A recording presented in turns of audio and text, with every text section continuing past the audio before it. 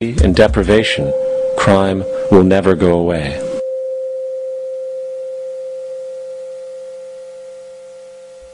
If people have access to the necessities of life without servitude, debt, barter, trade, they behave very differently. You want all these things available without a price tag. Now then, you've got to have a price tag. Well, what'll motivate people? Man gets everything he wants, he just lay around in the sun. This is the myth they perpetuate. People in our culture are trained to believe that the monetary system produces incentive. If they have access to things, why should they want to do anything?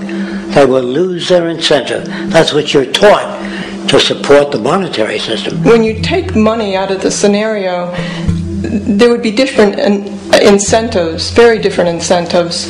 When people have access to the necessities of life, their incentives change. What about the moon and the stars? New incentives arise. If you make a painting that you enjoy, you will enjoy giving it to other people, not selling it.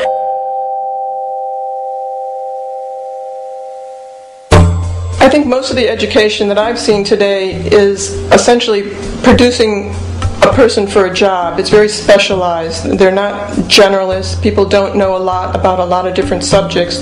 I don't think you could get people to go to war if they knew a lot about a lot of things. I think education is mostly rote, and they're not taught how to solve problems. They're not given the tools, emotionally or within their own field, of how to do critical thinking.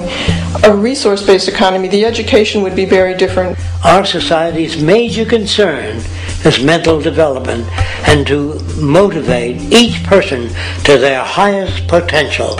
Because our philosophy is the smarter people are, the richer the world, because everybody becomes a contributor. The smarter your kids are, the better my life will be, because they'll be contributing more constructively to the environment and to my life, because everything that we devise within a resource-based economy would be applied to society. There would be nothing to hold it back. Patriotism, weapons, armies, navies, all that is a sign that we're not civilized yet. Kids will ask their parents, didn't you see the necessity of the machines? Dad, couldn't you see that war was inevitable when you produce scarcity? Isn't it obvious? Of course the kid will understand that you were pinheads, raised merely to serve the established institutions. We're such an abominable, sick society that we won't make the history book. They just say that large nations took land from smaller nations, used force and violence. You'll get history talked about as corrupt behavior all the way along until the beginning of the civilized world. That's when all the nations worked together. World unification, working toward common good for all human beings, and without anyone being subservient to anyone else. Without social stratification, whether it be technical elitism or any other kind of elitism, eradicated from the face of the earth.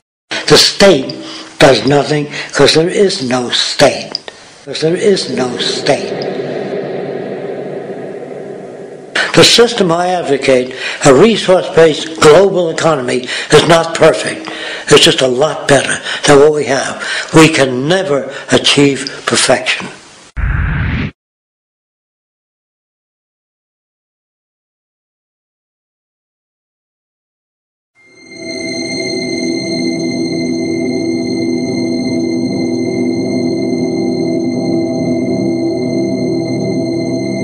The social values of our society, which has manifested in perpetual warfare, corruption, oppressive laws, social stratification, irrelevant superstitions, environmental destruction, and a despotic, socially indifferent, profit-oriented ruling class, is fundamentally the result of a collective ignorance of two of the most basic insights humans can have about reality: the emergent and symbiotic aspects of natural law.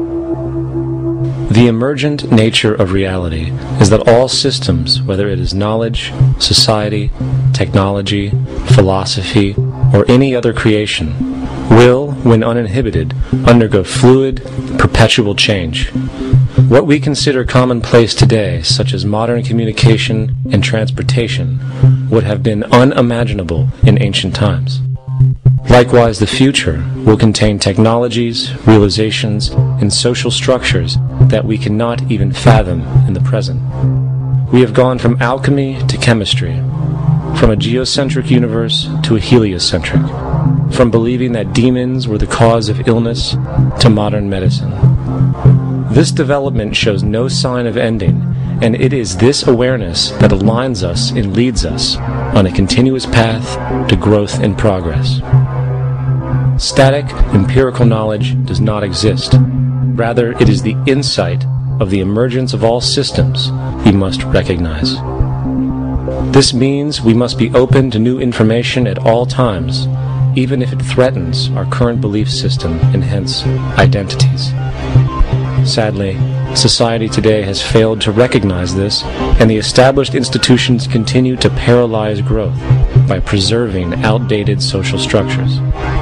Simultaneously, the population suffers from a fear of change, for their conditioning assumes a static identity, and challenging one's belief system usually results in insult and apprehension, for being wrong is erroneously associated with failure, when, in fact, to be proven wrong should be celebrated, for it is elevating someone to a new level of understanding, furthering awareness. The fact is, there is no such thing as a smart human being, for it is merely a matter of time before their ideas are updated, changed, or eradicated. And this tendency to blindly hold on to a belief system, sheltering it from new, possibly transforming information, is nothing less than a form of intellectual materialism. The monetary system perpetuates this materialism not only by its self-preserving structures, but also through the countless number of people who have been conditioned into blindly and thoughtlessly upholding these structures, therefore becoming self-appointed guardians of the status quo. Sheep, which no longer need a sheepdog to control them, for they control each other by ostracizing those who step out of the norm.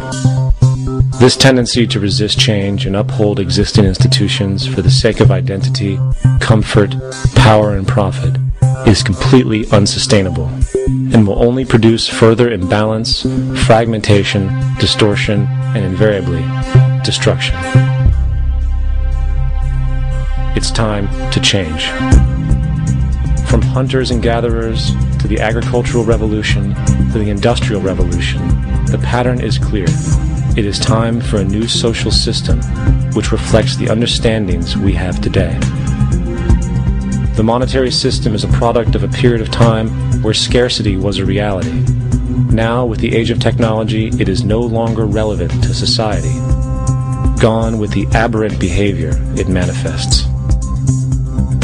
Likewise, dominant worldviews, such as theistic religion, operate with the same social irrelevancy.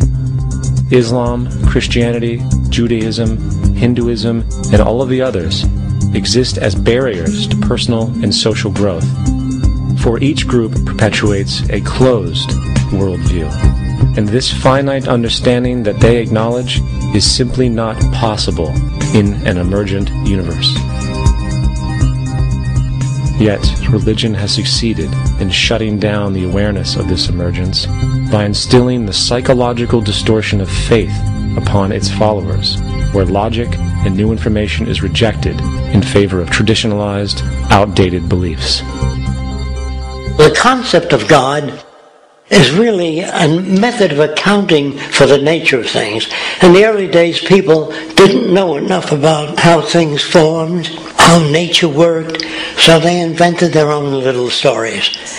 And they made God in their own image. A guy that gets angry.